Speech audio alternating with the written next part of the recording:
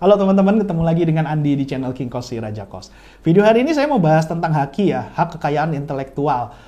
Saya mau update ya, saya pernah bahas, teman-teman lihat video saya yang sebelumnya itu saya pernah bahas pentingnya haki buat bisnis kita, dan waktu itu saya sempat bahas bahwa saya ada crash dengan salah satu orang yang memakai merek kos-kosan saya gitu.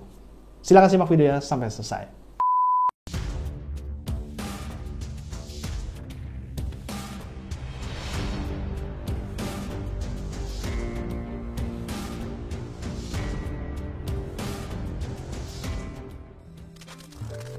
Teman-teman, haki itu sangat penting ya.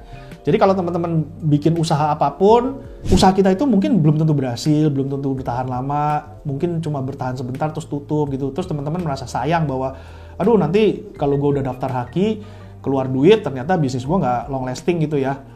Cuma kalau menurut saya ya, kalau teman-teman punya bisnis, kita tetap harus positive thinking ya. Jangan sampai kita merendahkan atau menciptakan negatif vibe buat kita sendiri gitu. Kalau kita bikin bisnis, kita sendiri nggak pede ya.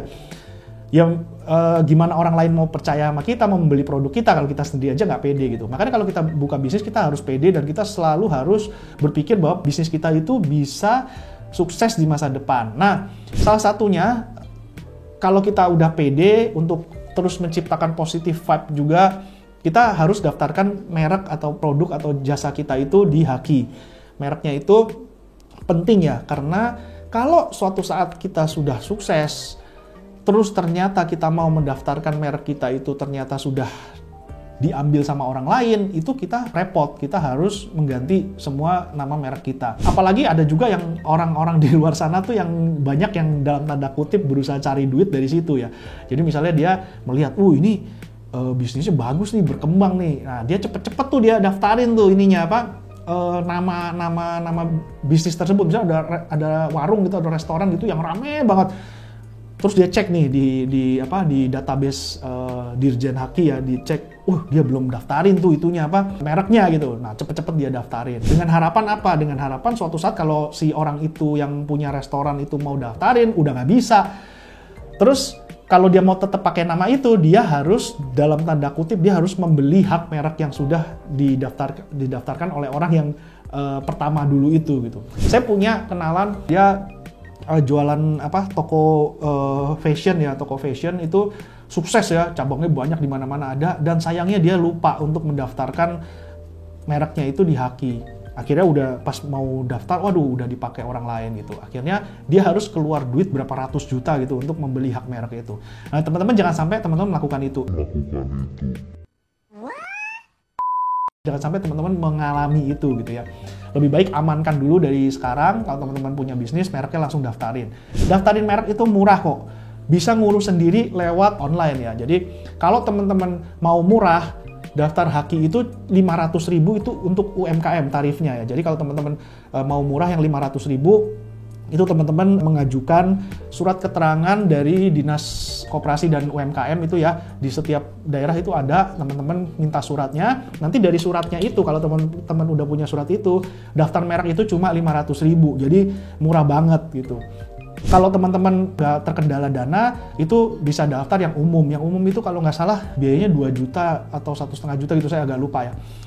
Jadi teman-teman daftar dulu, terus sekarang ya, itu kalau merek itu kan ada jangka waktunya ya, 10 tahun ya, 10 tahun. Kalau saya ini kan daftarin merek dulu pertama kali bisnis kos 2013, sekarang 2023 ini udah mau habis nih, udah mau expired. Jadi kalau kita lupa, itu bahaya juga, bisa diserobot orang. Nah, tapi teman-teman, kabar baiknya adalah sekarang Dirjen Haki itu dia sudah memberikan kemudahan buat kita untuk memperpanjang.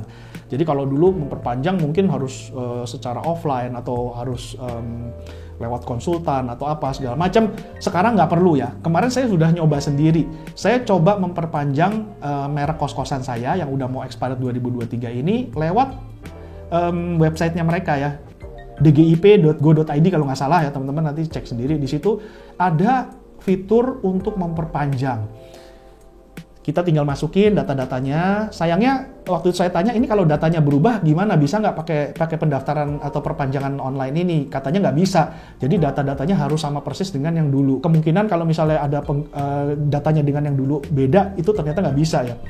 Nah, untungnya saya bilang, ya udah saya coba pakai data-data yang lama. Kebetulan kan juga nggak ada perubahan yang signifikan gitu kan di data-data yang lama gitu. Saya coba ngajukan perpanjangan online. Dan ternyata teman-teman, nggak nyampe 5 menit ya, nggak nyampe 5 menit itu udah selesai, terus langsung dapat email atau inbox itu dari websitenya itu perpanjangan sertifikat merek. Jadi langsung di-download, langsung deh kita dapat perpanjangan 10 tahun ke depan. Nah, jadi teman-teman, sekarang itu sudah sangat gampang. Jadi teman-teman yang mungkin udah punya haki mereknya itu, kalau udah mau habis, nggak usah lewat konsultan, nggak usah lewat biro jasa, nggak usah apa, urus sendiri. Itu sangat murah dan sangat gampang gitu ya. Kita nggak perlu bayar jasa konsultan atau biro jasa gitu. Oke teman-teman, nanti di video yang akan datang, karena udah terlalu panjang, ini saya nggak sempet ya bahas untuk bagaimana update terakhir waktu merek saya dipakai sama orang lain. Itu sekarang udah beres sih ya. Nanti saya akan coba ceritakan di video yang akan datang supaya video yang ini nggak kepanjangan. Nah teman-teman, kalau penasaran gimana ceritanya, silahkan subscribe dulu dan tunggu ya video saya yang membahas tentang itu. Untuk sementara sampai di sini dulu videonya. Terima kasih sudah menonton dan sampai ketemu di video yang akan datang. Dadah!